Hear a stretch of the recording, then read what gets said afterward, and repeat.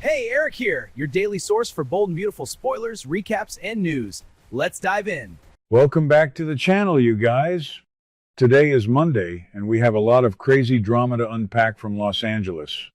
We are diving straight into everything that went down today, so grab a snack and let's just get right into the mess, because there is so much to talk about, and I am honestly exhausted just thinking about it. So let's start with Deacon and Sheila, because wow, just wow. Deacon actually admitted it out loud today. He actually stood there and told Sheila that Taylor rejected his marriage proposal. I mean, what was he expecting? Did he really think Taylor Hayes was going to just say yes and jump into his arms and forget all the insane baggage that comes with him? And by baggage, I obviously mean Sheila Carter. But Deacon is just so delusional sometimes. He really is. He has this fantasy in his head where he can just build this perfect, legitimate life with Taylor and everything will be fine. But it is never fine in Los Angeles. Never. And Sheila's reaction? Oh my gosh. Sheila was practically glowing. You could just see the absolute joy radiating from her face when Deacon told her Taylor said no. She is just loving this. She has been waiting for this exact moment, and she immediately starts rubbing it in, right? Because that is what Sheila does. She pointed out that Taylor had absolutely no problem walking down the aisle to marry Ridge Forrester 1,000,000 times. She basically threw that right in Deacon's face. And honestly, maybe I'm being too harsh here, but Sheila is kind of right about that. Taylor will marry Ridge at the drop of a hat, but she hesitates with Deacon. Okay, that sounded dramatic, but you get what I mean. Taylor knows Ridge is toxic, but Deacon comes with literal life-threatening danger. I mean, Sheila shot Taylor. Sheila has terrorized Taylor for decades. Why on earth would Taylor willingly tie herself to the man who is still inextricably linked to her worst nightmare? But Deacon, poor, naive Deacon, he tries to spin it. He tries to give this whole different perspective on the situation and acts like marrying Ridge is something nobody would actually want to do. Like it's a burden that just makes everyone miserable. He argues that just being with Taylor is enough for him right now. He says he doesn't need the ring or the marriage certificate, he just wants her. But who actually believes this is going to end well? Nobody. Not a single person watching this show believes that Deacon is actually okay with just being the boyfriend forever. And Sheila definitely doesn't buy it. Sheila is sitting there, listening to him try to justify this rejection, and she is just calculating. You can see the gears turning in her head. She knows Deacon is hurting even if he won't admit it. She knows that this rejection means Deacon isn't getting his perfect little fairy tale ending with Taylor. And so Sheila starts thinking. She starts wondering if this is her opening. If this is her chance to swoop back in and claim Deacon for herself. Because let's be real, Sheila has lost basically everything else. She ruined things with Finn, the whole Monaco disaster is looming over everyone, and she has no family left who actually wants her. So Deacon is her safety net. Deacon is her ultimate prize now. Deacon is standing his ground for now. He is insisting that he loves Taylor and he is going to stay loyal to her. So Sheila has to pretend to back off and get used to life without him. But come on! We all know Sheila Carter. Does she ever actually give up? No, never. She is absolutely not giving up hope that she and Deacon will reunite someday. Especially now that she knows Taylor won't commit to a wedding. Sheila is going to play the long game. She is going to wait for Taylor to mess up, or she is going to orchestrate something to push them apart. I mean, it's just a matter of time before Sheila does something completely unhinged to get Taylor out of the picture. I am honestly scared for Taylor at this point. And then we have to talk about Forrester Creations, because things are moving fast over there. So, RJ and Elektra got some massive news today. Ridge actually gave them the green light. He is apparently ready to move forward with this whole new youth line idea. I am so torn on this. On one hand, good for them, I guess. But on the other hand, what were they thinking? Ridge is just handing over an entire fashion line to RJ and Elektra? Elektra, who was literally just a designer working under Ivy and Quinn's shadow not that long ago.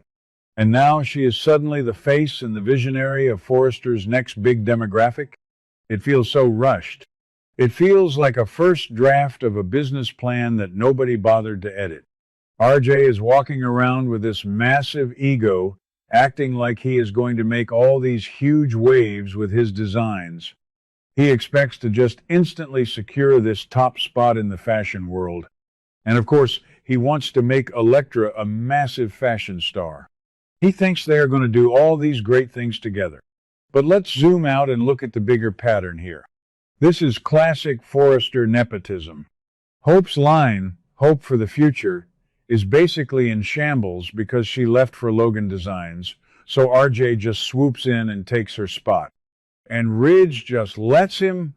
But wait, didn't Eric literally just threaten to fire RJ and Elektra a few episodes ago if they dated? Like, Eric was furiously against them having a workplace romance. And now Ridge is just throwing them into the deep end together? The inconsistencies in this family's management style are just wild. I changed my mind. I am not torn. I think this is a terrible idea. RJ is way too infatuated with Elektra to think clearly. He is pushing her into this massive spotlight, and Elektra has been doubting herself this whole time. She doesn't even know if she is ready for this. But RJ is just aggressively pushing and pushing. It is going to blow up in their faces. I can just feel it. Especially with Zende over at Logan Designs now, preparing to completely crush them in the market. So let's move over to the beach house, because the drama there is reaching a boiling point. Katie Logan is on the warpath, you guys. Katie went over there, and she is just not letting up on Dylan. Katie is confronting Dylan, and Dylan is doing what Dylan does best, playing the victim. Dylan is rushing to defend herself, acting all innocent and misunderstood. She is practically hiding behind Will, begging him for backup. And Will, bless his heart, he actually defends her. Will steps up and supports Dylan against his own mother. I am just screaming at the screen at this point. Will is so gullible. He just got his heart broken by Elektra. He is super fragile right now, and Dylan is just playing him like a fiddle. Dylan knows exactly what she is doing. She had that whole moment where she was researching the Spencer mansions and the yachts, and she is fully embracing this gold digger persona behind closed doors. But in front of Will? Oh, she is just a poor, sweet girl who is being bullied by big, mean Katie. But Katie is not stupid. Katie is a Logan, and she has been around the block. She sees right through Dylan's act.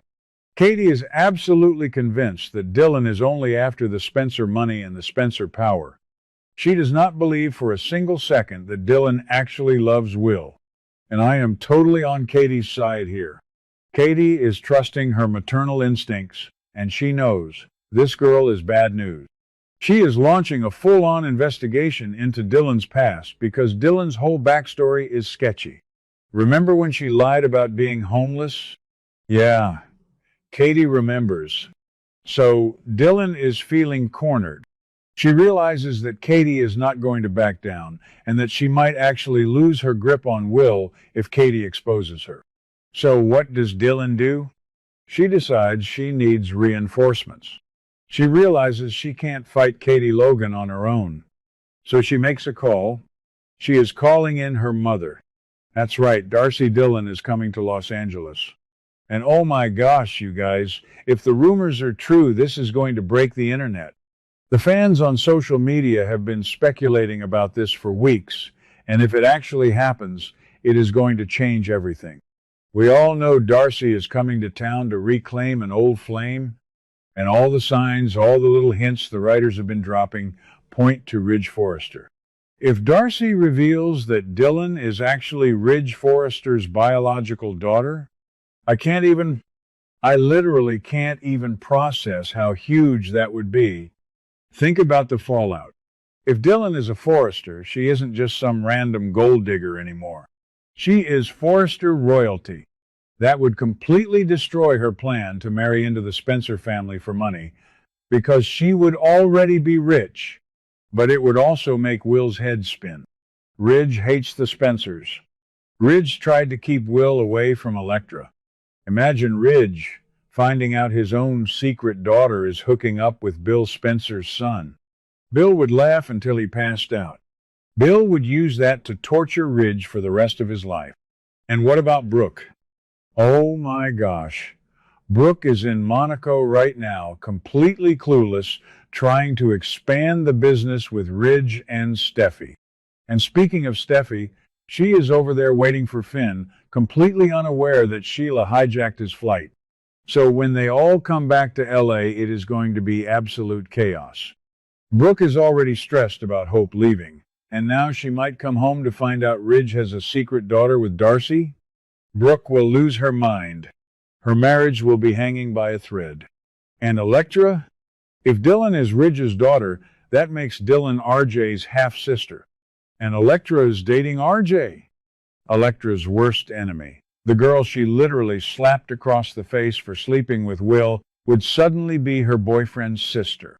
The family dinners would be an absolute nightmare.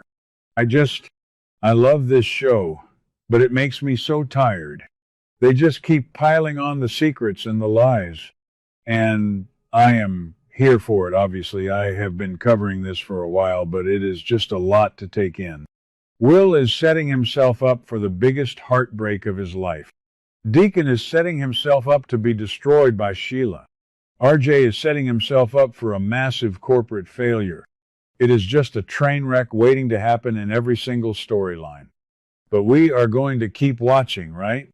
Because we have to know what happens when Darcy finally steps foot in LA. All right, I need to wrap this up before I start rambling again. Let me know what you guys think in the comments. Am I being too hard on Deacon? Is Katie right about Dylan? Let's talk about it. What do you guys think about today's drama? Let me know your thoughts in the comments below. Don't forget to like and subscribe for your daily dose of bold and beautiful news. See you in the next video.